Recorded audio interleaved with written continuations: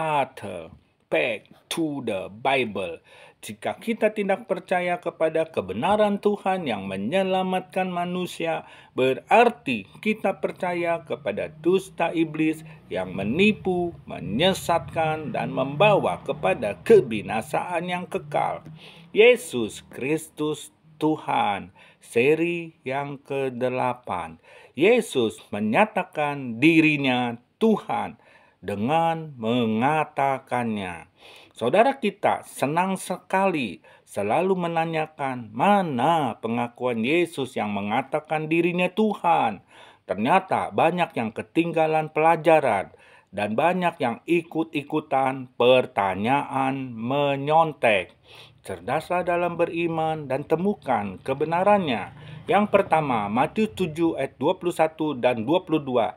Ini yang Yesus katakan. Bukan setiap orang yang berseru kepadaku. Kata berseru kepadaku berarti berseru kepada Yesus. Tuhan, Tuhan. Jelas bukan? Yesus menyatakan dirinya Tuhan dengan mengatakannya akan masuk ke dalam kerajaan sorga, melainkan dia yang melakukan kehendak Bapa-Ku yang di surga. Pada hari terakhir banyak orang akan berseru kepadaku, Tuhan, Tuhan. Untuk kedua kalinya Yesus menegaskan bahwa dirinya adalah Tuhan. Banyak orang akan berseru kepadaku pada hari terakhir, Tuhan, Tuhan. Jelas sekali ayat ini bukan? Yang kedua, ketika Yesus sedang dicobai oleh iblis, apa kata Yesus? Lukas 4 ayat 12 dan 13.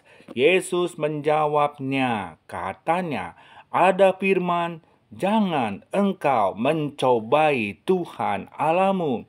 Sesudah iblis mengakhiri semua pencobaan itu, ia mundur daripadanya dan menunggu waktu yang baik.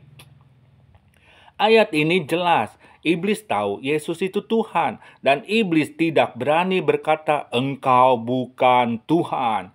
Jadi jika iblis tahu Yesus adalah Tuhan, mengapa pengetahuan saudara kalah sama iblis? Hal yang lain, mengapa Yesus tidak katakan sembahlah aku? Karena Yesus tahu iblis tidak akan bertobat dan menyembah Tuhan sampai kiamat sekalipun dan sampai masuk ke dalam neraka. Pada waktu penghukuman Tuhan nanti, itulah tempatnya iblis di sana. Saudara yang tidak mau percaya dan menyembah Yesus dan percaya kepada perkataan iblis yang berdusta dan yang sombong itu, Yesus bukan Tuhan, saudara akan menemaninya di neraka nanti, tempat pembakaran api yang terus-menerus menyala, yang tidak pernah padam di dalam kekekalan sampai selama-lamanya. Ini bukanlah untuk menakut-nakuti, karena Yesus sendiri yang mengatakan, Yesus bukan Tuhan untuk orang-orang yang mau binasa. Sebaliknya, jika Tuhan ingin menyelamatkan saudara, mengapa saudara memilih untuk binasa? Berilah dirimu diselamatkan. Sekaranglah waktunya, sekaranglah hari perkenanan itu. Karena Yesus mengasihi semua manusia dan supaya jangan ada seorang pun yang binasa. Percayalah dia Tuhan dan Juru Selamat semua manusia. Dan hanya orang yang waras, manusia yang waraslah yang membutuhkan keselamatan itu. Yang ketiga, ini yang Yesus katakan, Matius 12 ayat 8. Karena anak manusia adalah Tuhan atas hari Sabat. Lukas 6 ayat 5. Kata Yesus lagi kepada mereka, anak manusia adalah Tuhan atas hari Sabat. Ini berarti Yesus dapat menentukan apa yang boleh dan tidak boleh dilakukannya pada hari Sabat. Dia berkuasa atas semua hari termasuk hari Sabat. Yang keempat, Yohanes 13 ayat 13 dan 14. Terjemahan Lembaga Alkitab Indonesia, kamu menyebut aku guru dan Tuhan, dan katamu itu tepat, sebab memang akulah guru dan Tuhan. Jadi jikalau aku membasuh kakimu, aku yang adalah Tuhan dan gurumu, maka kamu pun wajib saling membasuh kakimu. King James Version. Ye call me Master and Lord, and ye say, well, for so I am. If I then, you Lord, your Lord and Master, have washed your feet, ye also ought to wash one another's feet. Kata yang diterjemahkan Tuhan dalam Alkitab bahasa Indonesia adalah dari kata Yunani kurios, yang berarti tuan dan juga berarti Tuhan. Kata yang berarti tuan yaitu pemilik yang empunya harta benda, tuan dari hamba. Penguasa tertinggi, raja yang berkuasa, misalnya pembesar Kaisar Romawi. Juga tuan berarti gelar kehormatan terutama bagi atasan. Tuan juga berarti panggilan bagi seseorang yang bermartabat tinggi dan memiliki otoritas. Ayat Alkitab, kurios yang berarti Tuhan, kurios Sabaoth, Tuhan semesta alam, 1 Samuel 15 ayat 2.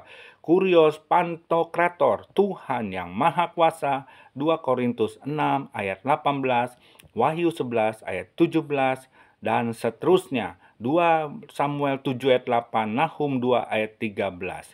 Kurios ton kuriounton, Tuhan atau Tuan dari segala Tuan, 1 Timotius 6 ayat 15, yaitu saat yang akan ditentukan oleh penguasa yang satu-satunya dan yang penuh bahagia, raja di atas segala raja, dan tuan di atas segala tuan. Orano kaiges kurios, Tuhan atas langit dan bumi. Kisah Para Rasul 17 ayat 24. Allah yang telah menjadikan bumi dan segala isinya, Ia yang adalah Tuhan atas langit dan bumi, tidak diam dalam kuil-kuil buatan tangan manusia. Jadi, saudara mau bilang kata Tuhan bukan Tuhan, silakan saja, itu hak saudara, tetapi tidak akan dapat merubah ketuhanan dari Kristus, karena banyak ayat-ayat lainnya di dalam Alkitab yang membuktikan Dia Tuhan. Dan karena alasan inilah Yesus dianggap menghujat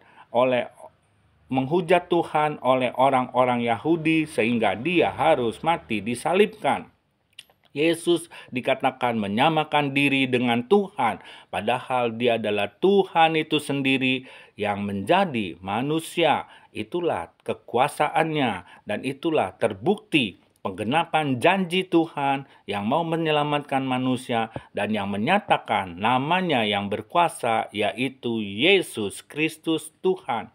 Jadi saudara jangan hanya berpatokan satu ayat saja, jelas pengetahuan saudara akan terbatas tentang Tuhan.